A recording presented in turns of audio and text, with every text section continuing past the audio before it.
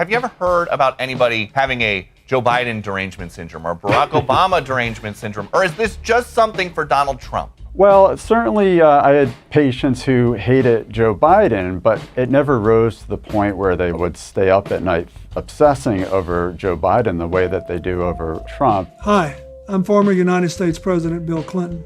In our current political climate, opposing, questioning, or resisting Donald Trump has been given the diagnosis of a mental illness, Trump Derangement Syndrome. But this is gaslighting on a historic scale. There is a multitude of legitimate reasons for why the current president triggers stronger reactions than other presidents and cannot rightly be compared to those who were triggered by Joe Biden. Trump regularly rejects long-standing democratic norms, such as refusing to commit to the peaceful transfer of power and pushing state officials to overturn election results. He publicly attacks judges, prosecutors, civil servants, and members of his own administration.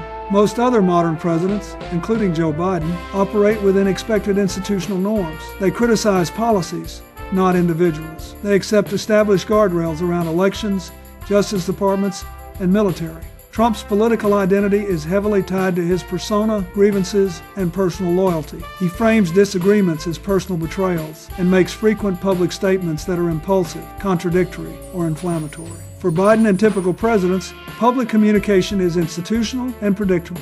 Their politics revolves around policy platforms, not personal loyalty tests. Trump publicly praises or aligns himself with authoritarian leaders, openly questions the value of NATO and other democratic alliances, and suggests using presidential power in ways that skirt constitutional limits. Biden and typical presidents maintain stable alliances with democratic nations, criticize or distance themselves from authoritarian regimes, and emphasize institutional checks and balances. Trump frequently uses demeaning or dehumanizing language about immigrants, disabled people, women, and political opponents, and he promotes conspiracy theories that stigmatize them. He publicly promises retribution and the weaponization of government powers against his perceived enemies. Biden and other presidents may have controversial policies, but they do not routinely deploy inflammatory rhetoric targeting specific groups of Americans, and they emphasize stability, not retaliation. Trump is reluctant to disavow violent extremist groups that are acting on his behalf, repeatedly casting the violence as patriotic. Joe Biden and typical presidents condemn political violence across the board.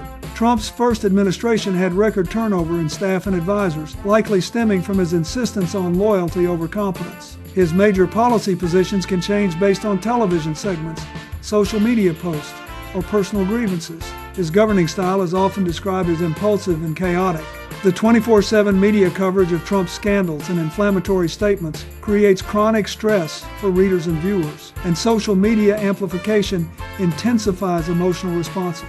I definitely had my fair share of controversies, but typical presidents, and Biden especially, had far fewer controversies dominating the news cycle on a daily basis than Donald Trump. Many people are especially disturbed by Trump-era policies because they have highly visible human consequences. They create chaos, sow division, and roll back critical civil and human rights and protections.